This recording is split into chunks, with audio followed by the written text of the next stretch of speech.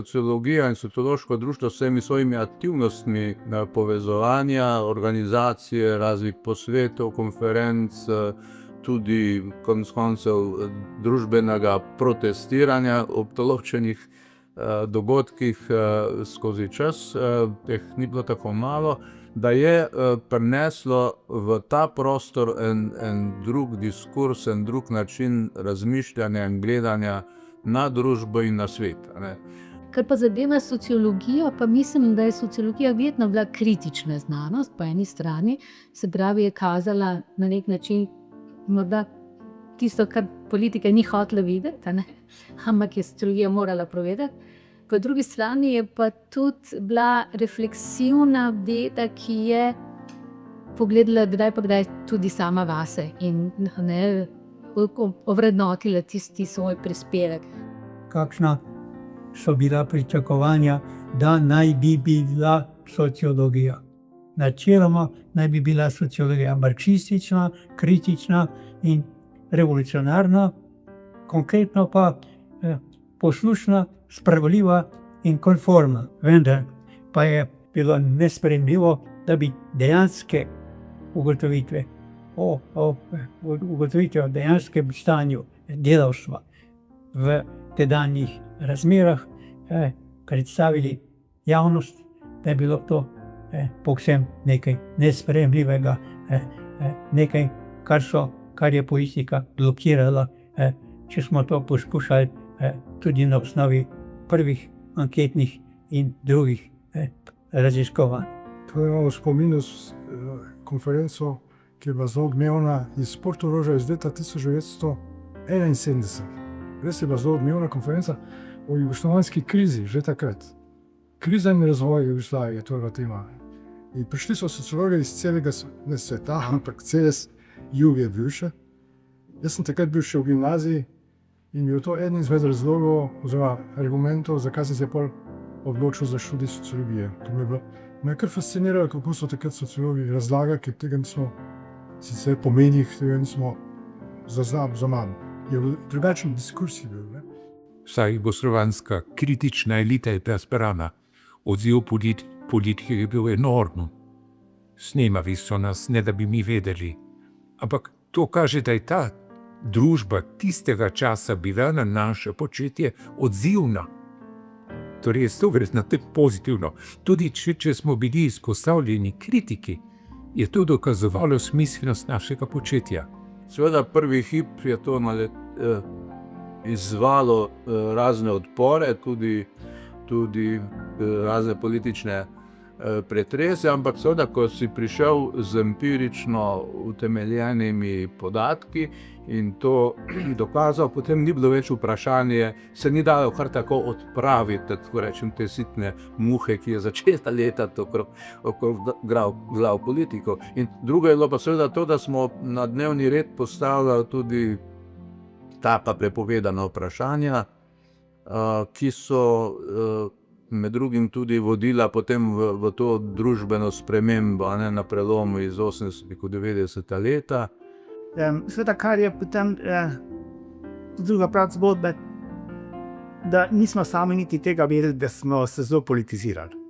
To je pa druga plat zgodbe. Da pravzaprav smo uživali v tem, da vse, kar si rekel, imeli neko politično težo. Tudi če je bil zelo nepomembno, ampak takrat je imel nek politični odmev in to je ta seveda čutek poslanstva.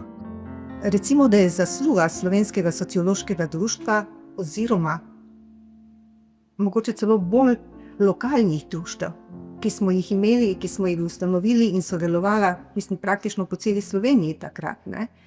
Je bila njihova zasluga, da se je razpravljalo o resnih problemih v določenih lokalnih okoljih. In ti dogodki, recimo Ptujskega sociološkega društva, so prihajali tudi v lokalne medije. O tem se je poročalo, o tem se je govorilo. In se mi zdi, da v današnjih časih, ko vsi hitimo na vse strani, je tega bistveno premalo. Druga stvar je potem to, o tem še lahko kasneje nekaj rečem, seveda ta visoka politizacija se je potem pokazala v tem, da je društvo pravzaprav nudijo streho ljudem, ki so bili postajali politični aktivisti. Ne, to je dejstvo, je pač pisateljska ustava deloma nastala v društvu, ampak seveda zakaj je nastala znotraj društva, ker je društvo delalo neko varno streho tem ljudem, hkrati pa se ni bilo treba jim podpisati kot posameznikom, ampak so predstavljali oni neko društvo, pisateljsko, takrat je bilo to pisateljsko in sociološko društvo. Ne. Pač tako kot Čava, jaz sem pač na ta način potem prišel tudi med ustanovitelji nove države, ki je rekel, pa se drvoti v nov pisateljski ustavi. Ne.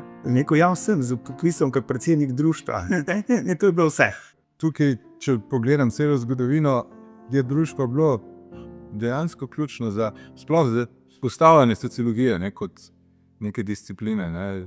Ampak hkrati bolj pa društvo skozi tudi na nek način, kot jaz vidim, odzivno, angažirano, v smislu torej, družbene kritike, skratka, ni se umikalo v nek norogoščen stolp. Ne. No, takrat se mi zdi, da so vijugali skozi te politične probleme in vse živo, in da takrat je bila vloga sociologije in društva po moje največja. Se pravi, prvih 10-15 let po ustanovitvi, potem se je pa začelo, mislim, da krhati in jaz mislim, da se nikoli ni popravilo do te mere, da bi lahko rekli, da je sociologija, da ima ugled v družbi. Ja, jaz sem precej kritičen in tudi samokritičen, ker sem pač nekaj prispeval, oziroma ne prispeval, ampak mislim, da smo pa kljub vsemu zadeli, kako se reče, ževico, mrljavico. Da se je pojavila neka razprava, neka pojasnitev ali pa uvid v nekaj, kar do zdaj ni bilo. Recimo, civilna družba, v kateri prej sploh nismo vedeli, da je to neka teoretski konstrukt možen, se je razvila zelo obširna razprava. To je bilo že v 80-ih. Je bila Slovenija skoraj velika špica glede razprave o civilni družbi in učinkih civilne družbe. V 90-ih letih je kar nekaj sociologov sodelovalo v različnih vladah, na ministrskih položajih, na strokovnih položajih. Javno mnenje, da je prav ta inštitut že od leta 1969 razvijal naprej kontinuirano, to je nekaj, s čimer se druge države tega bloka ali pa Jugoslavija, Srednje vzhodne Evrope, ne morejo pohvaliti. Skratka, jaz mislim, da je sociologija ves čas imela določen vpliv v družbi. Koliko smo se mi tega vpliva zavedali, je pa drugo vprašanje. Morda se šele za nazaj prišli stvari, zavemo, kakšen je bil naš vpliv.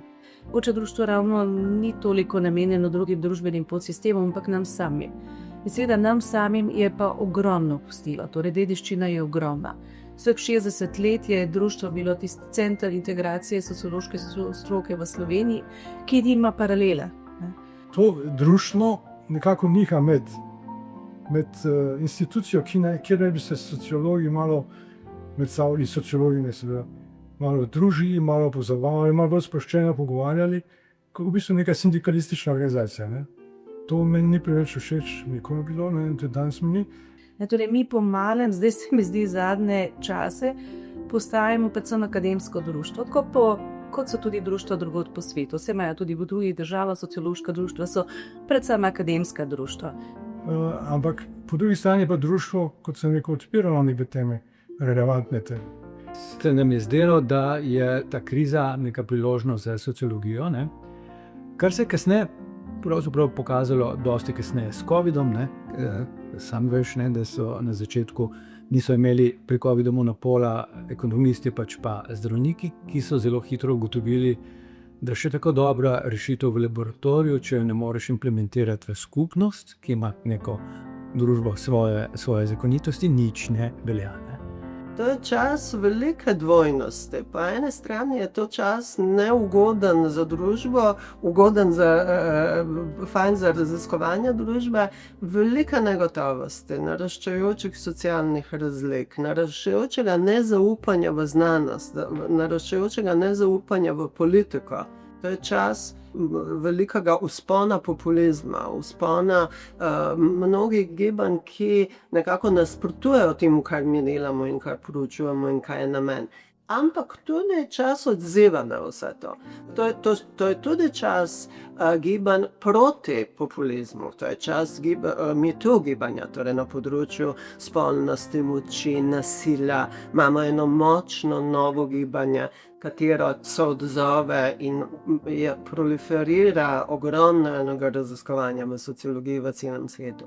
In tudi naša sociološka srečanja so na nek način tematsko tudi na to odgovorila. Torej, spomnili smo se Millsa, to je 2017, smo imeli srečanja na temo sociološke imaginacije in to je tudi leto, ko dobimo prvi prevod sociološke imaginacije Millsove v slovenščino. In je tudi čas, ko ta sociološka imaginacija res pridobi spet na veljavi in spet na potrebi po tem, da jo uporabljamo. Tako da jaz tudi danes društvo vidim kot ne samo organizacijo, ki združuje podobno misleče, ampak kot, bi rekel, nek generator idej, ki so nosilke napredka. Jaz bi rekel, da je gledano v celoti v 60-letnem obdobju društvo opravlja pomembno vlogo. In društvo je vedno bilo neke vrste, bi rekel, amortizer, je olajšalo sobivanje in odpiranje tega prostora. Torej jaz čestitam društvu ob 60-letnici